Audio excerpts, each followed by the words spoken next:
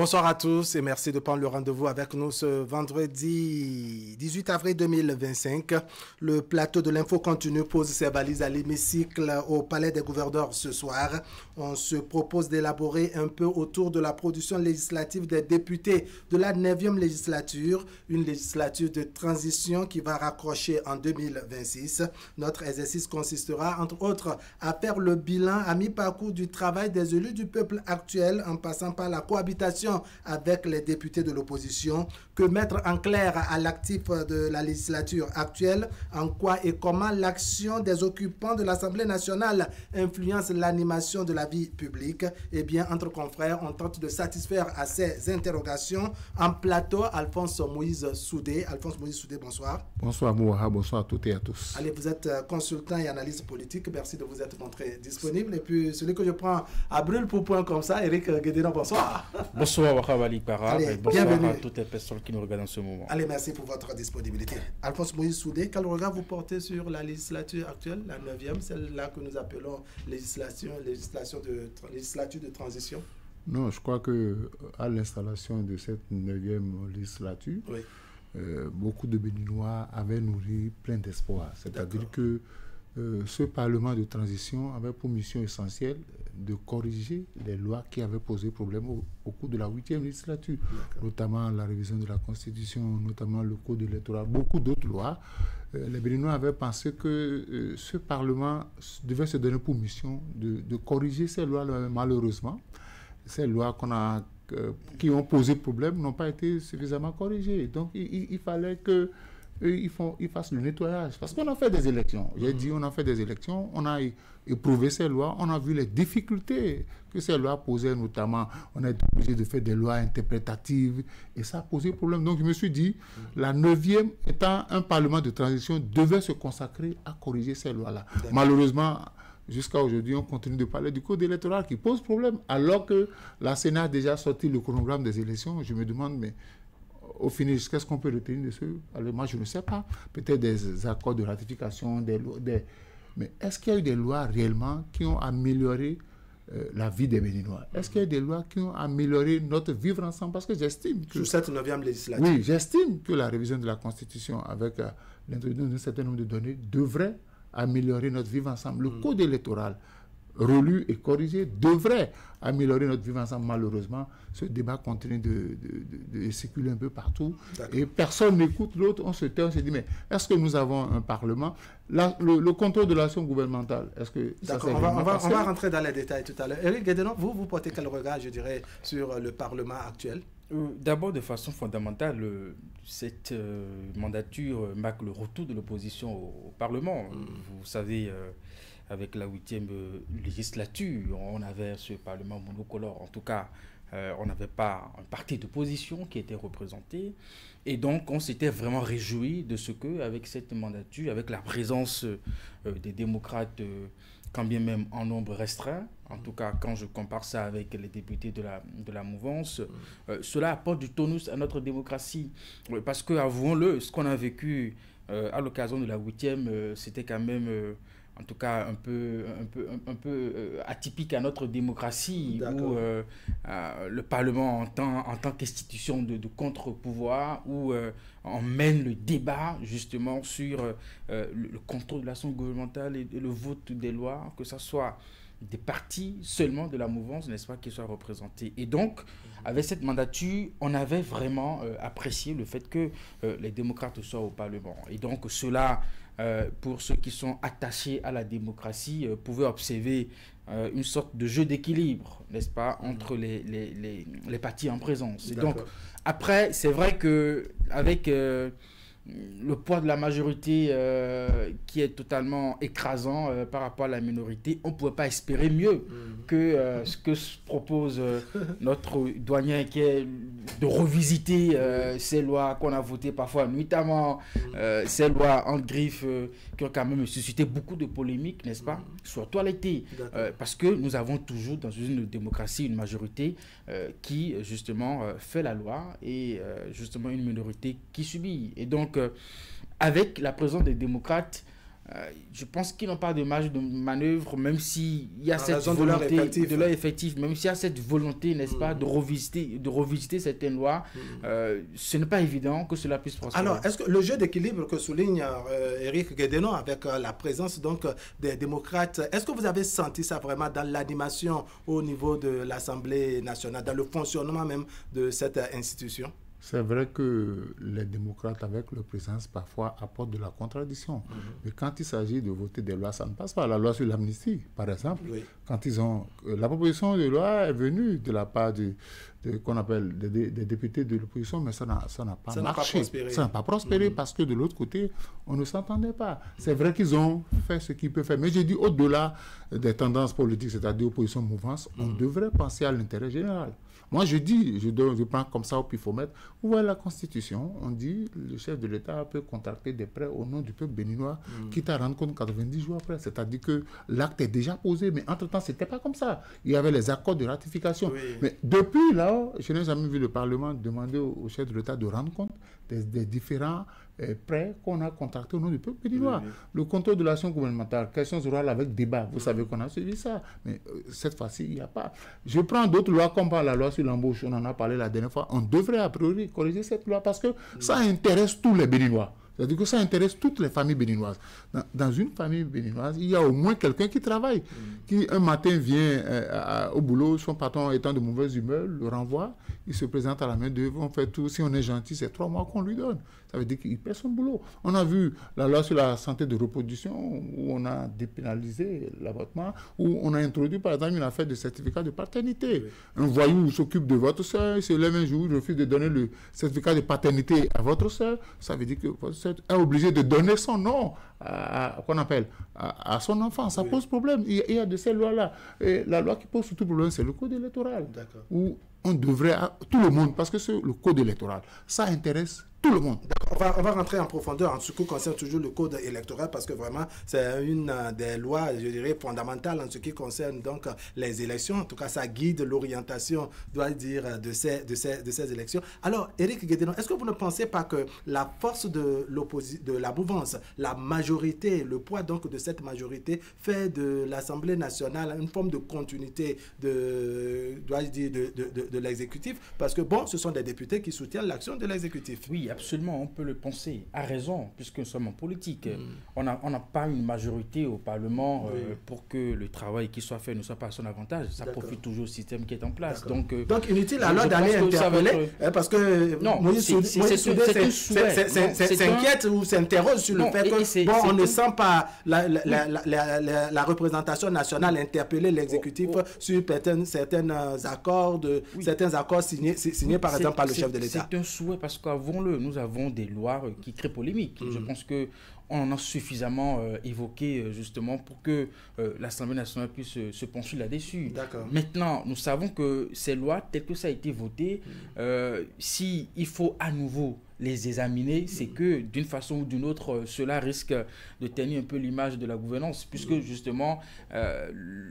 un peu comme l'a rappelé le président du Bloc républicain dans un entretien pour la loi sur l'embauche, sa compréhension des choses, c'est que il faut que le marché de l'emploi soit flexible pour permettre aux chefs d'entreprise, aux industries de s'installer facilement, n'est-ce pas, pour recruter de la main-d'œuvre. Si nous avons un système d'emploi corsé, suffisamment contrôlé, cela peut justement amener les investisseurs à ne pas venir s'installer. Donc quand on est dans cette logique et qu'on a une majorité au Parlement, ce n'est pas évident d'espérer que cette loi soit réexaminée dans la possibilité où nous souhaitons, peut-être les acteurs de la société civile et les syndicalistes souhaitent que cela renforce plutôt l'employé que l'employeur. Donc du côté de l'exécutif, on voit que bon, c'est une loi qui ouvre la porte aux investisseurs, mais du côté, je dirais, du public, on se dit, mais quand même, c'est une loi qui met un peu en difficulté l'emploi. Oui, mais écoutez, quand vous prenez cette loi, aujourd'hui, il y a une formule que moi j'utilise, il est compliqué de trouver un emploi, mais en même temps, il est facile de perdre son emploi. D'accord. Oui, justement. Oui. Parce que quelqu'un qui a envie de recruter, et justement, et qui est dans la peau d'un chef d'entreprise, qui a une industrie, n'est-ce pas, et qui se dit, mais si je fais un recrutement, que j'ai envie de me séparer, peut-être pour de bonnes raisons, n'est-ce pas, d'un employé qui n'est pas peut-être au plan des résultats, n'est-ce pas, en termes de rendement, il ne répond pas. Vous imaginez tout ce que ça peut créer comme procédure judiciaire. Maintenant, avec la nouvelle loi, on n'a plus besoin de se casser la tête. Avec un stylo sur papier, en même temps, on te montre la Voilà, donc ça permet justement aux entreprises je dirais, de recruter autant que le besoin s'exprime, n'est-ce pas, sur le marché de l'emploi. Voilà, donc ça, c'est la posture du gouvernement. D'un autre côté, on estime que bon, ça met en danger, je dirais, l'emploi au niveau des emplois. Alors, on va revenir, je dirais, sur ces lois que vous qualifiez de lois querellées. Qu'est-ce qui a bloqué pour qu'on n'ait pas, je dirais, on ne puisse pas donner satisfaction à votre souhait qui est également celui de bon nombre de citoyens béninois? Vous savez, quand vous regardez la 9e législature, il y a beaucoup de parlementaires qui n'ont aucune expérience parlementaire. Ils sont tous de nouveaux députés. Là, ça complique la tâche. Ça complique la tâche. Et quand vous êtes Vous pensez qu'ils sont venus sans prendre connaissance des lois qui étaient déjà votées, par exemple, par la 8e législature? Les nouveaux députés, quand ils sont arrivés, est-ce qu'ils ont pris connaissance des lois qui ont été votées, par exemple, par la 8e? Parce que quand ils étaient à la touche, ils entendaient les Béninois se plaindre par rapport à un certain nombre de lois votées. Est-ce que dès qu'ils ont été installés, ils ont pris la peine de consulter ces lois-là? Mais je suis d'accord. La loi, est-ce qu'on veut faire la loi pour arranger le recruteur ou bien on veut arranger le citoyen? Parce que les députés sont les représentants du peuple. Au lieu plutôt de trouver l'équilibre, c'est-à-dire aussi bien chez l'employeur que chez l'employé. Il y a des employeurs très malins qui régulièrement vont mettre des gens à la porte. Ils se disent, mais si je négocie bien, c'est 3 mois. Avec les autres primes, je dis, ça pose un problème. Et les députés devaient. Parce que aujourd'hui, la population béninoise est constituée les jeunes sont majoritaires. Et pour que la relève soit assurée, il faut que l'enfant a étudié, il a eu son diplôme. Il ne peut pas, à 30 ans, 40 ans, être encore à la charge de ses parents. Il y a des gens qui ont perdu leur boulot depuis, mais jusqu'à aujourd'hui. D'accord. Alors, je reviens sur ma question. Qu'est-ce qui a bloqué, au-delà peut-être de l'insuffisance de l'expérience parlementaire dont vous parlez chez certains au niveau de l'Assemblée nationale? Qu'est-ce qui a bloqué concrètement? Est-ce que c'est le poids de la majorité? Oui, forcément, parce que le Parlement monocolore avait profité de cet avantage-là pour nous donner beaucoup de lois. Des lois que les Béninois ne comprennent même pas. Je vous donne la loi qui dit qu'après 20 ans, les forces de sécurité et de défense peuvent être mises à la retraite. Personne ne connaissait l'existence de cette loi jusqu'au jour où on l'a appliquée. Donc il y a beaucoup de lois qui posent problème dans la société. Je dis, si on ne peut pas tout corriger, il faut faire l'effort. C'est-à-dire que les lois qui concernent la majorité des Béninois, il faut les étudier pour montrer votre bonne volonté. C'est vrai que les députés de la majorité sont obligés de soutenir l'initiative venant du gouvernement. Ils ne peuvent pas aujourd'hui dire que bon, on va remettre ces lois en cause parce que ces lois-là ont été votées par les députés de la mouvance. Mais aujourd'hui, quand on regarde l'intérêt général, parce que moi, ce n'est pas les intérêts politiques qui m'intéressent. Parce que, qu'est-ce qui va se passer? Ceux qui sont aujourd'hui majoritaires, avec le code, si demain, par exemple, eux-mêmes ils l'ont démontré, si demain, on avait un Parlement essentiellement opposition, vous voyez le problème que ça crée? Non, on vous dira que la loi s'applique à tout le monde. Mais les textes donnent la possibilité aux députés d'organiser des relectures. Je suppose qu'avec le code où on a parlé de 20%, si entre-temps, demain, nous avons un Parlement qui est monocolore, c'est-à-dire essentiellement mouvance, on peut davantage corser les lois. Mais si c'est un Parlement monocolore à l'avantage de l'opposition, ça va poser problème. C'est-à-dire que la production législative va prendre un coup. Comme ça s'est passé à la Cour constitutionnelle où il y a des lois. Alors, Éric, de cette lecture, est-ce que vous ne pensez pas qu'à un moment donné, il y a peut-être le manque de communication, manque de vulgarisation de nos lois, au point qu'à des moments donnés, les citoyens se réveillent face à des lois et sont un peu surpris? Avant d'aborder cette question, dans la suite de ce que disait le doyen, vous savez, c'est le jeu démocratique qui est comme ça. Biden était au pouvoir. La loi plutôt de la majorité. Oui, Biden était au pouvoir. Aujourd'hui, Trump est en train de remettre en cause pratiquement tout le travail que Biden avait fait avec des décisions. Voilà.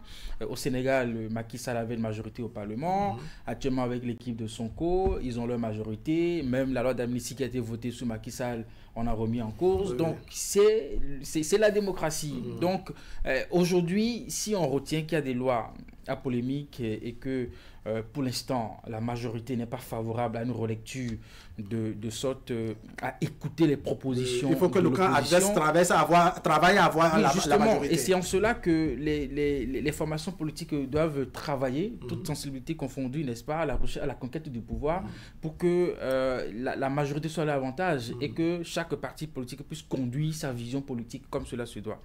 Ensuite, je pense que de ce que vous avez évoqué, avec cette... la question de vulgarisation de loi. Est-ce que ce n'est pas la méconnaissance de ces lois qui fait que, bon, à des moments donnés, les citoyens font face à ces lois et sont étonnés? C'est un problème qui a toujours été évoqué à toutes les mandatures. Les lois sont votées, les populations n'ont pas souvent une idée précise des lois qui sont votées. Vous avez plusieurs dispositions contenues dans une loi. Vous en avez qui n'arrangent peut-être pas une majorité. Vous en avez aussi qui arrangent. Donc, on ne communique pas suffisamment, n'est-ce pas, sur ces lois qui sont votées à l'Assemblée nationale, de sorte que parfois, quand on évoque même parfois des lois, on se pose la question, ça a été voté quand, à quel moment, justement. Donc, je pense que... Oui, Soudé donnait l'exemple de cette loi de mise à la retraite des fonctionnaires de l'armée. Mais vous savez, même dans cette loi, vous avez des dispositions, justement, qui accordent beaucoup d'avantages à ces mêmes personnes. Je pense qu'on a juste pris une disposition. Non, cher confrère, je suis d'accord qu'il ne faut pas voir forcément les avantages. Oui. Vous vous levez matin, vous quittez votre maison en tant qu'agent permanent de l'État, vous arrivez au bureau, vous vous rendez compte que, à partir de ce soir, monsieur, vous n'avez plus l'agent permanent de l'État. C'est-à-dire, vous vous couchez employé, vous vous revoyez, je dirais retraité. Non, il vous reste 10 ans. Vous avez peut-être planifié votre retraite. Et voilà, un matin, vous dites, mais cette planification, ça va à l'eau. Moi, en clair, c'est parce que la loi n'avait pas été vulgarisée. Si la loi était connue, avait été publiée, comme cela se doit, on peut pas dire qu'on est étonné. Nous sommes des journalistes et nous sommes obligés chaque fois d'aller sur le site de l'Assemblée nationale, mais sur le site du gouvernement, pour voir les différentes lois qui sont votées, parce qu'on en a besoin pour faire nos émissions. Mais ceux qui sont des cadres qui sont là, qui ne s'intéressent pas aux lois, ça pose un problème, parce que quand on ne commence pas à appliquer la loi, c'est là que tout le monde se rend compte que, mais comme il a dit, quand est-ce que cette loi a été votée? Mais personne n'en parle. Mais l'avantage, je ne condamne pas ça. Je dis tous les députés. Et depuis une certaine mandature, on devrait avoir l'obligation de compte rendu. C'est-à-dire que quand les lois sont votées, qu'on prenne la peine de dire, c'est comme la dernière fois, on a voté le budget des citoyens, dit que le ministère des Finances nous dise les nouveaux impôts qui se retrouvent dans la loi des finances. Et le point a été fait. Il faut quand même que les gens sachent quelles sont les lois. Parce que quand tu ne connais pas la loi et que ça te tombe dessus, ça pose au problème. Tu dis, mais quand est-ce qu'on a... Et c'est sous la 8e et la 9e que l'ADEME nuitamment est sorti, que les lois sont votées nuitamment. Tout ce qui se vote la nuit, le lendemain, même sans faire une offense aux députés, il y a certains députés qui ont voté des lois, certainement qui ont oublié même qu'ils ont voté ces lois, qui ont même oublié les contenus de la loi. C'est que ça veut dire quoi? Que pour choisir des emplois à l'Assemblée nationale, il faut des gens soucieux du devenir et de la vie. Parce que qu'est-ce qui va se passer? Si ça change de camp chaque fois, si c'est un parlement où les deux tendances sont représentées, ça changera toujours de camp. Maintenant, quand ça va changer de camp, c'est-à-dire que ça sera un éternel recommencement. Vous imaginez que si l'opposition prend, par exemple, le contrôle du Parlement, ils vont forcément demander qu'on reprenne le code électoral. D'accord. Ils vont demander qu'on relise la Constitution. Éric, je m'en vais vous poser cette question de savoir en quoi, au juste, je dirais, l'action à l'Assemblée nationale ou les différentes actions. Quand je parle d'action, je fais donc allusion aux lois votées, à l'animation au niveau de l'Assemblée nationale. En quoi cela influence, selon vous, l'animation de la vie publique, l'animation de la vie politique au Bénin? Oui, vous savez, c'est à partir des lois que la société est organisée. Donc, quand les députés votent les lois, ça permet à des citoyens de savoir les conduites à tenir dans plusieurs secteurs. Donc, c'est assez important. Mais aussi, ça permet aussi aux députés de contrôler ce que fait l'exécutif. C'est vrai qu'avec une majorité, ce n'est pas souvent perceptible ce contrôle, parce qu'on voudrait bien que certaines questions soient posées directement à l'exécutif et que des réponses soient apportées. C'est peut-être à ce niveau qu'il faut aussi voir qu'avec cette mandature et la présence de l'opposition, il y a quand même pas mal de questions qui ont été posées et pour lesquelles les ministres du gouvernement ont défié l'Assemblée nationale pour apporter des réponses. C'est assez important. Aussi, l'autre chose que moi je note de façon positive et le ministre d'État Ablé Biotchane l'a relevé quand il était ministre de l'économie et des finances. Sur 4 ans, il n'a fait passer qu'une seule loi, budget. Voilà, qu'un seul budget. Donc ça veut dire qu'il y avait cette pratique malsaine qui voudrait à cette époque, pour le vote d'une loi, il faut je ne sais pas quel mot je vais utiliser, mot élégant je vais utiliser. Il faut faire trop de salamalek au niveau des députés. Non, il faut les traiter. Oui, il faut les traiter. Donc vous imaginez des gens qu'on a voté, que les citoyens ont envoyé à l'Assemblée nationale pour voter des lois et contrôler l'action gouvernementale. Pour voter une loi, il faut encore déposer des colis dans le casier, n'est-ce pas, pour s'assurer que cette loi soit votée. Donc aujourd'hui, je pense qu'en l'évoquant justement dans son entretien, c'est que cette pratique n'existe plus aujourd'hui. Donc, on peut dire que nous avons des députés qui votent en état de conscience et en état de cause, n'est-ce pas, les projets et les propositions de loi. Et de faire en sorte que peut-être au niveau des commissions, des questions pertinentes soient posées, n'est-ce pas, pour que ces lois puissent, en tout cas, dans une majorité, conforter une bonne partie de nos concitoyens. Je pense que le plus souvent, les polémiques, c'est autour des tests électoraux, des lois électorales. Et ça, c'est des querelles politiciens qui ont toujours existé dans notre démocratie. Ça va pas. Alors, l'influence, selon vous, c'est quoi exactement? Vous savez, tous les mercredis, le porte-parole du gouvernement nous rend compte de ce qui a été décidé. En conseil des ministres. Donc, ça donne l'opportunité à tous les Béninois de savoir qu'il y a telle chose. Pourquoi le Parlement ne ferait pas la même chose? Ce n'est pas parce qu'on est de la mouvance que forcément on doit voter toutes les lois, les yeux fermés. On doit voter. Moi, il m'est arrivé que des lois soient votées, que on devait faire des émissions. On a appelé des députés qui ont participé au vote de cette loi pour dire venez, on va en discuter. Des gens, de façon éhontée, on dit qu'ils n'ont pas lu la loi. Ça pose un problème. Ça pose parce que il ne faut pas attendre la période électorale pour aller vers les vos mandats pour dire non, il y a des lois qui concernent tout le monde. Ouais, aujourd'hui, je suis heureux qu'à l'Assemblée nationale, les valises ne circulent plus. Tout est réglé. Il y a des lois qui ont encadré quand même notre vivre ensemble. Mais ce qui pose problème, comme vous l'avez dit, ce sont les lois qui organisent les élections. C'est ça qui fait bang-bang. Et quand il y a des lois qui font bang-bang et que tout le monde sait que ça fait bang-bang, il faut s'asseoir pour corriger ça. Nous reconnaissons que dans la République, il y a des lois qui ont été votées. Par exemple, on dit qu'on appelle contrôle de l'action gouvernementale. Mais finalement, on se demande quelle loi on peut voter. Non, pas pourquoi ça ne crée pas bang-bang. On a dit la dernière fois 1 kilomètre de route et puis il y a eu des débats autour. Moi, je m'attendais à ce qu'il y ait des questions orales avec débat à la semaine nationale, que le ministre aille se justifier comme ça se faisait. Parce que moi, j'ai eu cette chance-là de suivre les 9 mandats. Mais finalement, on a les deux camps au niveau de l'Assemblée nationale. Si les députés de la mouvance ne le font pas l'initiative, pourquoi par exemple l'opposition ne puisse pas le faire, par exemple? Cette majorité, elle est mécanique. En quoi? C'est comment? Quand, parfois, ce n'est pas parce que la loi, elle n'est pas bonne. Mais vous savez, il a dit, on est en politique, il faut faire des négociations underground avant que la loi n'arrive. Et cette loi d'amnistie, si, par exemple, les députés de l'opposition avaient associé les députés de la mouvance, ça passerait, mais ils n'ont pas associé. Donc, mais à ce niveau, vous vous rappelez dans le chef de l'État qui disait que même si l'Assemblée nationale était à 100% remplie de députés de l'opposition, techniquement, cette loi n'allait pas. Vous savez très bien, ce qui met parfois mal à l'aise, le chef de l'État, il dit par exemple, on ne va pas faire la relecture du code électoral. Mais le chef de l'État n'est pas à l'Assemblée nationale. Pourquoi les députés ne prennent pas l'initiative? Ça rassure, ça convainc ceux qui sont dans l'opinion pour dire que c'est le chef de l'État qui a la même issue. La majorité de ceux-là dit on ne fera pas la relecture. Est-ce que systématiquement, on ne doit pas faire? Donc je dis, c'est vrai qu'on est dans une majorité, on doit, discipline de groupe oblige, mais quand vous allez changer de camp, parce que c'est là la difficulté pour moi, quand vous changez de camp, on a vu sous Boni Yahi des gens qui étaient pro-Boni Yahi, qui ont changé de camp après, qui ont dénoncé un certain nombre de choses qu'ils avaient encouragées. Parce que j'ai dit, quand on veut voter les lois, pensons à la majorité des Béninois. C'est l'essentiel pour moi. Comment vous voyez le futur? Parce qu'il reste encore peu de temps aussi à cette Assemblée nationale, cette 9e législature. Est-ce que vous pensez que, un chemin faisant, les choses peuvent, je dirais, s'éclater avant la fin de cette législature? Nous avons vécu récemment... Parce que je rappelle qu'il y a un camp, en tout cas, qui a annoncé qu'ils attendent juste pour donner le signal, parce que très vite, et aussi très bientôt, les nous avons vécu récemment quelques événements et sur lesquels on se disait qu'on allait assister à des mouvements. Et ces mouvements ne sont pas arrivés. Bon, enfin, je parle justement de cette affaire de tentative de coup d'État avec Olivier Bokor, qui on se disait que voilà, ça allait bouger les lignes au niveau du Parlement. Mais bon, on n'a rien observé dans ce sens. Donc, du moins pour l'instant. Pour l'instant, mais bon, ils sont pratiquement déjà à la fin puisque c'est un mandat de transition, donc ils vont finir d'ici quelques mois.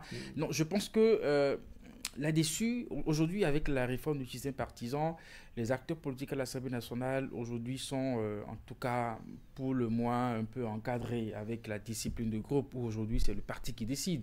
Vous avez vu ce qui est arrivé à un chef d'arrondissement à Boumé-Calavi. Oui. Le parti en a décidé et voilà, à Glodjigbe, et voilà, les choses se sont passées comme ça. Donc, aujourd'hui, les mouvements qu'on observait en fin de mandat, juste dans un passé récent, c'est un peu compliqué, n'est-ce pas, d'observer la même chose maintenant.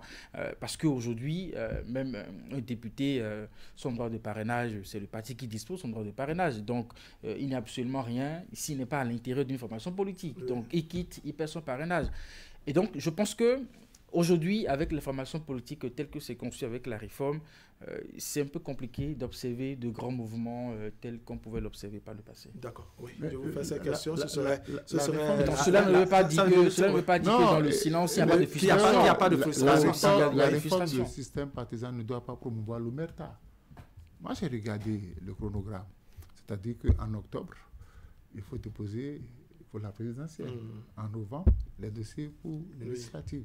Et si vous, députés, je le dis et je vais toujours le répéter, si vous, députés, vous, élus, je dis élus, vous refusez de donner votre parrainage, de cautionner le candidat à vous désigner par votre parti, attention. Dans l'élaboration. Comment on peut comprendre même cette hypothèse qu'un député refuse? Non, vous savez... J'ai milité dans une formation politique écoutez, chers confrères. Chaque idéologie de la formation je fais partie de...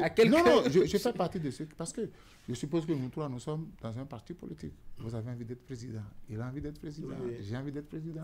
Il faut nous des ambitions multiples. Il faut nous départager. Il faut nous départager de la façon la plus loyale. Mais, on ne peut pas finalement vous imposer à nous. Ça va faire... Ça va créer des frustrations. J'ai vu déjà dans ce pays des gens aller faire campagne contre le candidat de leur parti parce qu'ils n'étaient pas d'accord pour le choix. Et je dis, il faut régler ces petits détails. Même pour pour ces élections législatives de 2023, on a assisté à... Il y a des gens qui ont fait la campagne à visage découvert, c'est-à-dire que c'est cabri mort, quoi. Donc je dis, ces problèmes-là, il faut les régler. Parce que le schéma qui se dessine et que tout le monde répète, c'est que, un parlement monocolore à l'avantage de la mouvance. 2, un parlement monocolore à l'avantage de l'opposition. 3, pas de parlement. D'accord. Pas de parlement. Et ça risque de plomber les élections présidentielles d'avril. Donc il faudrait que 6 mois avant, qu'on ait la possibilité de dire qu'est-ce qu'on peut faire. Moi j'ai vu l'aumônerie des cadres de l'Église catholique, ils ont fait des propositions concrètes. À ce niveau-là, ils n'ont pas invité que des catholiques. Ils ont invité les éminentes personnalités membres des partis politiques pour participer au débat. Il faut ouvrir le débat. Parce que si aujourd'hui on reproche au patriarche Adrien Oumoudi de parler, il est membre d'un parti politique. Si le débat, j'estime que si le débat était ouvert au sein du parti, il n'allait pas faire ces sorties-là. Donc il faut que... C'est pas parce qu'il y a des disciplines de groupe qu'il faut obliger les gens à se taire. Moïse Soudé, merci beaucoup. Éric Guédéon, merci bien. C'est fini. Voilà, le temps est vite passé. Je sens que nous avons, comme d'habitude, beaucoup de choses à dire autour de nos différentes thématiques. Ce soir, comme je l'ai dit, nous avons porté le regard sur la 9e législature à l'Assemblée nationale. C'est la dictature du temps. Éric Guédéon, dictature du temps oblige. Mesdames et messieurs, ce serait tout pour aujourd'hui. Merci de nous avoir suivis. L'information continue sur Canal 3 Bénin. Demain, c'est samedi. On fait face au miroir pour évoquer un fait de société. Vous allez prendre le rendez-vous et puis on se retrouve. Est-ce que le mariage entre deux personnes de religions différentes est un problème? C'est la thématique qui va nous mettre en débat demain samedi. Prenez le rendez-vous 10h00 sur Canal 3 Bénin.